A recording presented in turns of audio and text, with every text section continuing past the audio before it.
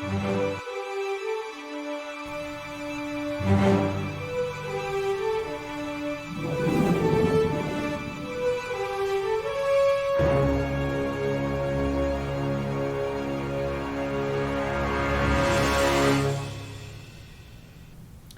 good evening. Welcome to Bourne Call In.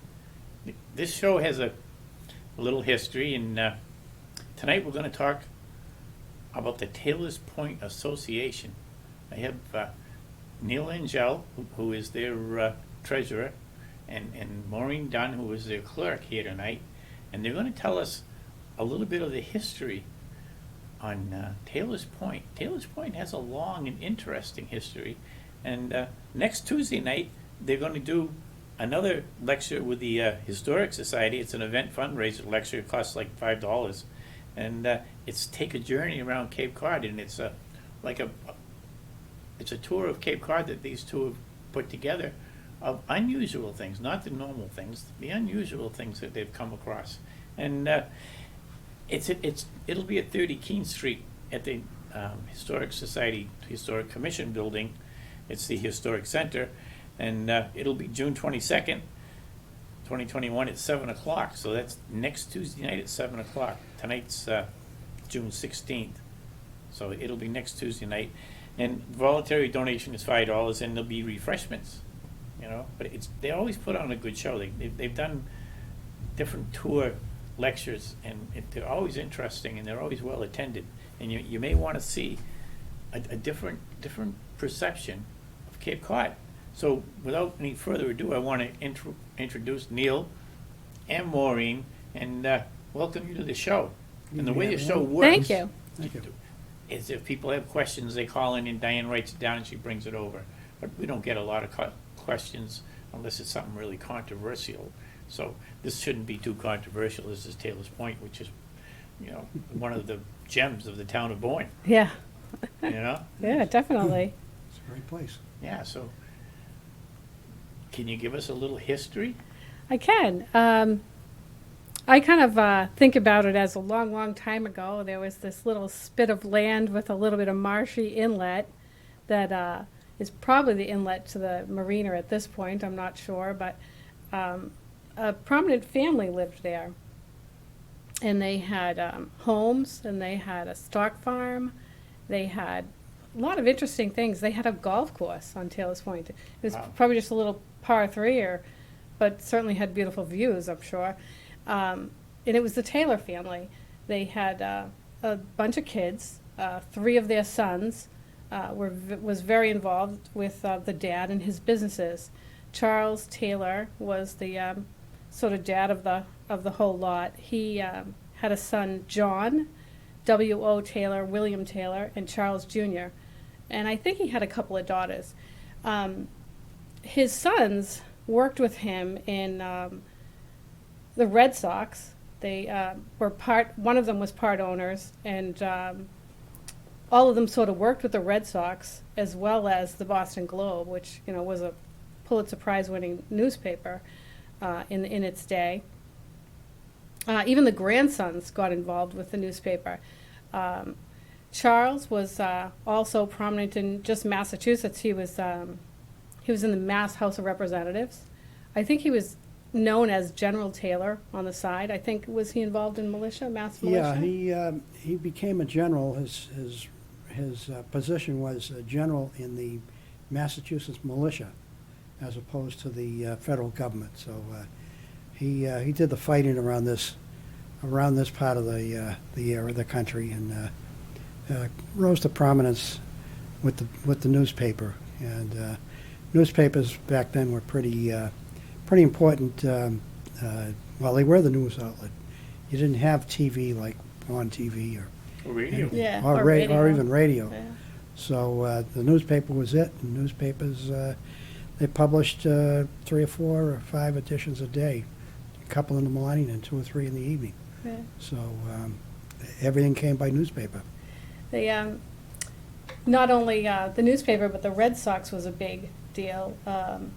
I think his son or grandson, there was a bunch of Johns. He had a John, and then a John had a John, who had a John.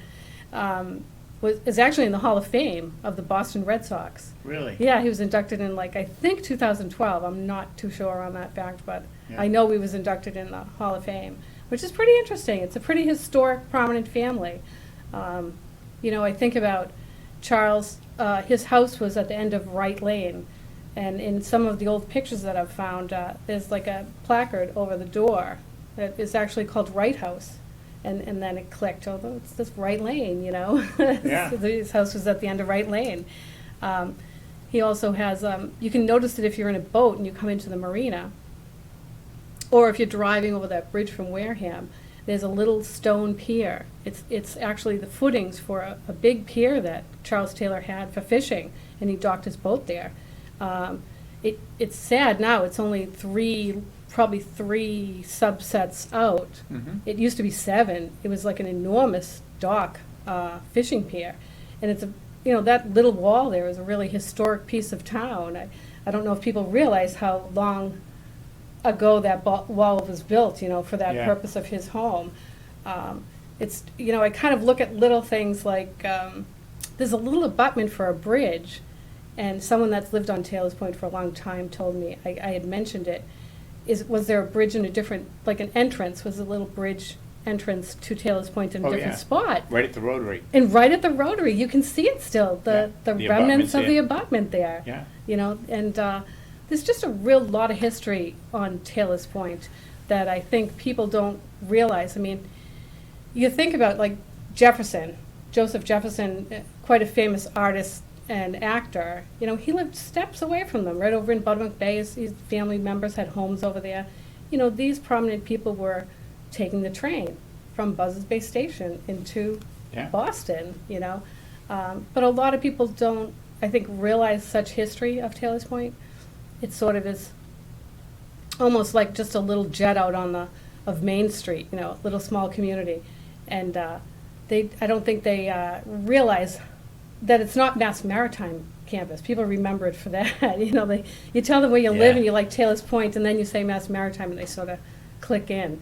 But Taylor has a big history, and it's heartbreaking for me to think that they're going to knock down the Beach Mall, which was W.O. Taylor's home, and that wall that's sort of disappearing, and little Yeah. things like that. It's I hate for the history to be lost. So my purpose in tonight's adventure here is to tell people about it. Yeah. I know when I was a kid, Mass Maritime wasn't there at all. The Yeah. only thing that was there was the brick Copeland building, and then they had a training ship there. They had moved up from Hyannis, so they and they didn't build the Copeland building, the brick building. That had been built as a state pier in 1935. The state had this big scheme. This was going to be the port of Buzzards Bay when the canal was finished, and ships were going to stop here, and there was rail, and they were going to, it was just going to be a big industrial boom. And the first ship came along, and the tide was going about 6 knots as they went by the Maritime Academy. They threw a line down and ripped the bollard right out of the pier, and they kept And they going. waved. And everybody, everybody's there ready to greet this first ship, and apparently it went to New York. They were in a hurry to get Yeah. out of there. Yeah, it just, and of course, through the years, there were a couple of really bad hurricanes that really, because there were summer cottages all the way down to the front road, right Yeah, down to the it water. seemed like the cottages were all concentrated on the end of the pier where Mass Maritime is now. Oh, yeah, it was, Because when Mass Maritime took over the land there, I don't know, eminent domain or whatever, there was something like about 120 cottages or 120 lots there that were taken over. yeah, and I remember that at that time, the dump in Bourne was on the other side of MacArthur Boulevard over towards Clay Pond. And Mass Maritime, the first thing the state wanted to do was raise the land so they could build some buildings. Nobody had any clue what they were going to build, But all the local contractors, they were hiring them all. I get involved a little bit. If you had a dump truck, you just haul sand over there. Just keep hauling sand. They'd load it. You do everything. You dump it. You didn't have to know anything. You didn't have to have a special licensing. You just drive the truck over and dump the sand and go back, and they keep tally, and you get a check once in a while. Yeah. Which is the way the state is. You get it once in a while. Yeah. But it was good work. Yeah. But we ended up with this gigantic hole over by the Sportsman's Club. You know, and the Sportsman's Club wasn't always there either, but Yeah. they had bought land next to it, but just giant hole. And then somebody said, well, you know, let's move the dump over there. You know, and it was a good idea because it was the town dump for a long time. Now it's a commercial dump, Yeah, so to speak. It's not a commercial dump anymore. It's Yeah. integrated solid waste management yeah. to me, you know. It's just a different name. The state speaks different languages now. Yeah, they do. They do. So, yeah, I imagine the people who owned that land that had it taken from them at that time probably is still rather unhappy. Well, you'd be rather unhappy if they took away whatever you had. Yeah. You know, I guess they took it by eminent domain, and a lot of people didn't want to go. Hey, this was a nice spot to have a cottage, Wow. summer breezes and stuff like that. The view. If you live, the view was tremendous. If you lived in Boston, if you had your daytime work in Boston, you had a train dropping you right at the door, right at Buzzards Bay there. Pretty nice place. It was a beautiful beach, and it was a natural beach. Yeah. It really Yes, was. yeah. It was a natural beach. They dredged it and made it bigger for the ship. So they made the Right. hole bigger. But that used to be a beach all the way right to Oh, the... yeah. And it's still a Yeah, nice, yeah. the sand and stuff like that Yeah. is really, really nice. And, you know, the people come down, you know, you talk to people there that are out there fishing. You know, you think, oh, somebody comes over from Plymouth or Wareham or something like that fishing. And you ask some of them, and they're from Rhode Island, they're from Western Massachusetts, Yeah. Mass. You know, all of New England comes there to fish. I know, and shellfishing too. There's an awful lot, even now, today. I mean, I'll talk last fall, when oyster season opened, there was probably 100 local shellfishermen in there, recreational oystering, and then there's a significant amount of people who go cohogging there in the summertime. Not too many soft shell clams. It's mostly cohogs Mhm. and oysters. There's always oysters there because it's a big oyster grant right across on the Wareham side of the channel there. Yeah. And those oysters, when they spawn this time of year, that spawn comes right over, you Yeah. know, and it's a nice, clean, shelly beach. Yeah. And it catches the oyster spat really good in there. It's kind of a natural area. Yes. And I believe the Taylor family, when they had their 3 big mansions on the point Yeah. there, all that land around there was all their shellfish grants. They had shellfish grants too. Oh, yeah. Yeah, And when I the- imagine. Yeah. Yeah. When the canal was finally widened in 1935, of course, then when the 1938 hurricane hit, a lot of things changed there. It really did. I mean, Sure. the big mansions were pretty much flooded out. And that's when they broke it all up and Yeah. developed it and made all small lots. An awful lot of people from Abington, Rockland, Brockton, that area had Yeah. summer cottages there. I Yeah. can remember when I was a kid, we'd go down there in the summertime, these kids from, that's where they were from. Yeah. They were good kids. They were all Yeah. like our summer friends. Yeah. We had Your new summer neighbors in the friends, summer, yeah. but you got to know them all. Yeah, there's more than a few that have come back. There's a lot of second or third generation people that knew the place as a little kid, and they've come back and bought homes and stuff like that there, and some of them use them as summer places, but quite a number of them have settled there as permanent homes. And Yeah. the trend seems to be settlement in as permanent homesteads and stuff like that. So that's the direction of things now. It's the summer cottage. I don't know. They're no longer summer cottages. No, They're homes. yeah, and what's happened is the summer cottages are now like the condos in Hideaway or some of the little houses in Tohoto, but Taylor's Point is really kind of a year-round section of town. It is. Yeah. It is. It is. I've got some questions here if you guys don't mind. Okay. These are from Tommy. Don't Okay. know who Tommy is. Can you tell us anything about the actual windmill that's there? Not the wind turbine, but the windmill. The house, Yeah. that was originally there with Taylor. Was it? Yeah, or shortly thereafter they built their homes. It's on old maps, like the pier is still on some old maps. You can see, I don't know what year that map was that you had gotten a copy of, but Probably 30 or something like this that. is with just the 3 homes with they had like a stockyard. They had they had a horse stable, and that windmill house. Yep. And I think the stable house, I'm not too sure on this, but it might be part of that building that's across from the windmill house. We know the woman there that lives in the house, Mary. She really loves the history of the fact that it was part of that beginning of Taylor Point. Yeah. And I don't know if she's looked to get it on the historical register or not or anything, but she does have a lot of respect for the home and really likes it. I don't think it was ever a wind turbine. No, it wasn't a wind turbine. I think it's it was just a wind- design, Yeah, I just didn't want to get you confused with the Right. wind turbine at Mass Mary. Right, it was, Yeah. yeah, I don't believe I don't it know was if a ever, caretaker was there, or I'm not really sure about Yeah, who was in that house. It's now a home, yeah. a year-round home. And I don't think there was ever any milling or any of that stuff. Yeah, it may have been to pump water. There was Yeah. Yeah, several yeah. of them. There was With the one stable by right Crow's across from Nest, it, and there yeah. was one further up at the Garland property. Yeah. That they pumped their own water for their farms. Yeah, Especially the Yeah. Garland property. They had a huge windmill on Buttermilk Bay. yeah. As big as probably the wind turbine that's down at Mass Maritime right Wow, now. I It don't was think I really knew big. that. Yeah. And it was wooden, and it came down on the 54 hurricane, most of it. Yeah, But, 54 was 54 a was bad. 38, 54, Yeah. and Yeah. devastating. Yeah, 54 was one after another, within a week of each other. First it was Carolyn, and then it was Edna, probably Diane a week and to a Edna. week and a half later. It was just, Yeah, Buzz's seeing Bay some of was the a mess. pictures. Yeah. The it was salt on- water went all the way up into what is Queen Sewell Pond now. Oh, Yeah. wow. From Buttermilk Bay, it wiped out all the cranberry bogs and went right through it, washed everything out. So for a while, you could actually run a boat back and forth Wow. through there. It was crazy. That's not a short distance, right? No, that's like It's a bit of- mile. Yeah, That's a long way. yeah.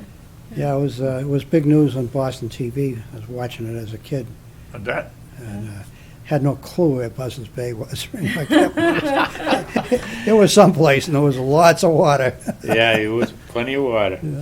All right, so, and they have another question here. Do you know how the newspapers were distributed or brought to the Cape daily? And I'm sure they were brought on the train. More than likely brought on the train. Yeah. Yeah. Train was big. How many tracks on that?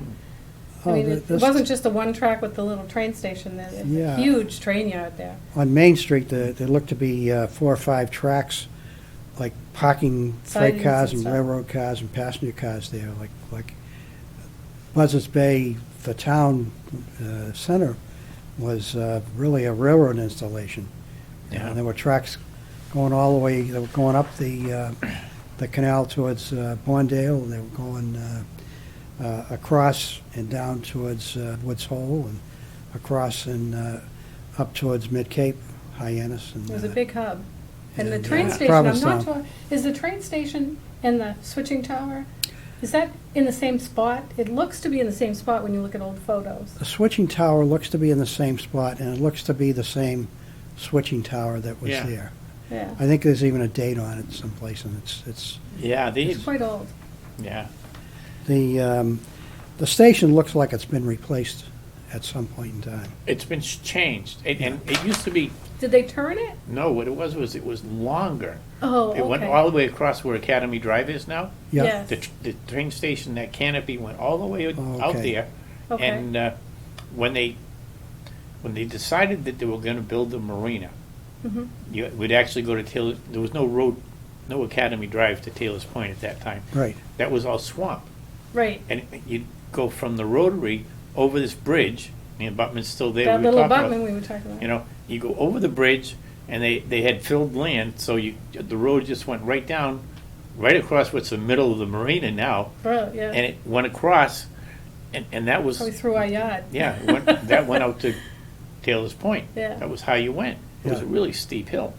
But on the left as you went down the hill, it was all marsh, Yeah, it was all marsh. all the way to the Swamp. railroad station. Yeah. Yeah. And yeah. they dredged that all out, made the marina, and they moved Academy Drive. When they moved the road, Yeah. they made a new road next to the railroad station there. They shortened the railroad station to do it. That was how they did it. They Okay. shortened it up a lot. Yeah, because the It's a little different in old pictures. the when you look at platform it. is Yeah. still on the like west side of Academy Drive. The platform is still there, and it's Yeah. a pretty good sized platform. Yeah, it went all the way. Yeah, You know, they just cut right through it and put a road in. yeah. And It Be almost wasn't that nice long to, ago. I mean, yeah, it'd almost nice to restore that and It would. bring Yeah. a sidewalk all the way up to the restaurants at the top of the hill, up to the bridge there. yeah, Yeah, it would be be. nice. Be really nice Yeah. and go right through that abutment, right through that area. Yeah, And they may do it someday. They for a while, they had that Greenbelt pathway going on. You remember that? I yeah, think Mark Terrell was the selectman back then, and Roland DuPont. yeah, And they were trying to connect everything in Buzzards Bay with walking paths. Not a Yeah. bad idea. It was a really good idea. great idea. And they got a lot of it done, but then, government kind of changed and different Yeah. people got involved and everything changes. Yeah. So a lot of good ideas fall by the wayside and, Sure. it just happens that Even way. a few bad ideas fall by the Oh, wayside. yeah, a lot of bad ideas fall by the wayside too. Yeah.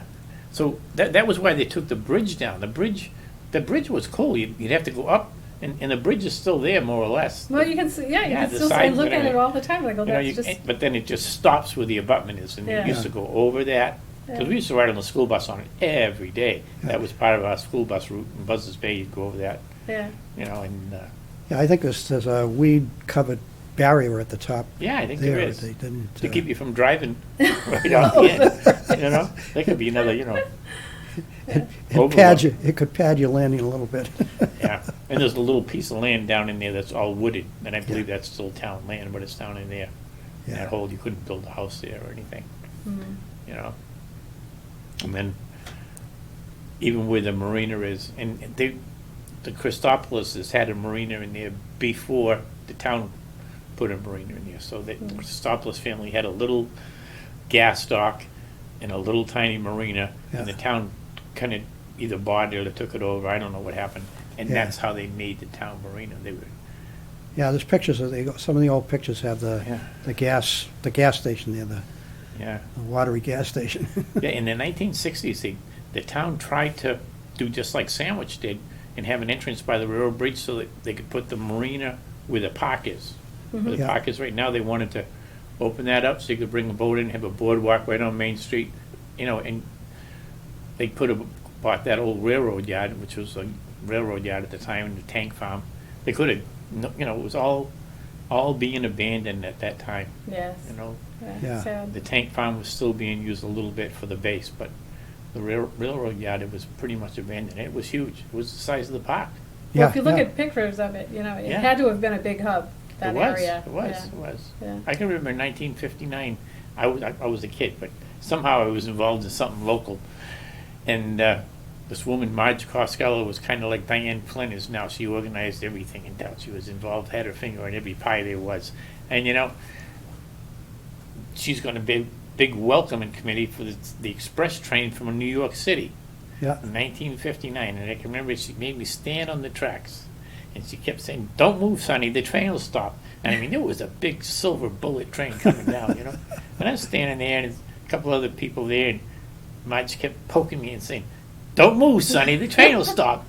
And, it stopped about that far from me, I was just a kid. I'm thinking, what am I doing? I get this, Marge was, it was a big chamber thing at the time, a Yeah. big thing for Buzzards Bay, the express train coming back from New York City. And, Sure. and it was all kinds of people, and it was really cool. But, it was the beginning of a tormented life. Hopefully they'll have the train back in Buzzards Bay. Yeah, but, That would be a nice thing. Yeah, and it's funny, the train in Buzzards Bay was always synonymous with Buzzards Bay. When the train came and you had buses there, it really was the hub. yeah, even today, when the Boston train comes down there's buses there, and there's people there, and it's 15 or 20 minutes of activity. People Yeah. come out just to wave to people on the Yeah. train in the neighborhood. Yeah, it's funny, but it may once again become more busy because of the train. But I think what's happened with the Main Street area there, Buzzards Bay, is really positive. I really Sure. do. What's happened in the last 10 or 15 years with the developer that's always in there fighting with the selectmen and everybody else? It's taken a bit, but it's Yeah. getting there. It's tough. It's tough to do anything positive, Yeah, It is. It just makes it hard. Yeah. it is. It's moving in the right direction. Yeah. Hopefully, some of the developers and some of the go-getters there are kind of realizing that Buzzards Bay is returning to its position as a hub. You have up by the campground there, you have all of Heb's developments Yeah. up there. They're pretty nice homes and lots of people with money and everything like that. And they're thirsty for places to go, Yeah, restaurants, grocery stores, any number of specialty stores would I think would do quite well to come in there. Yeah, So, and people, there's good paying jobs even here in town now. Where if you sit down by the Bourne Bridge in the morning, the traffic that's coming over the bridge of people that are going to work here on the Cape, Yeah. We see it when every we were morning, kids, yeah. it was all up around Rockland, Brockton, Weymouth, Braintree. a That's lot where of all the good traffic. jobs were. Yeah. And now the good jobs are here. A lot of oceanography type jobs and a lot Sure. of, and they're year-round jobs. Oh, yeah. They're year-round jobs. It's not like a seasonal thing anymore. And, it's kind of nice. And these businesses that are popping up now, I'm associated with a clam shack, which is an old style business. You're there, Labor Day, lock the door, see you later. Yeah. They call them Cape Cod gold mines, and they kind of are. They're nice, Yeah. But these are real businesses. People invest in millions of dollars. Yeah, there's manufacturing and Yeah. development and stuff like that that draw some pretty high-class people, high-paying people, Yeah, it and really high-paid is. jobs, and it's a great place to live.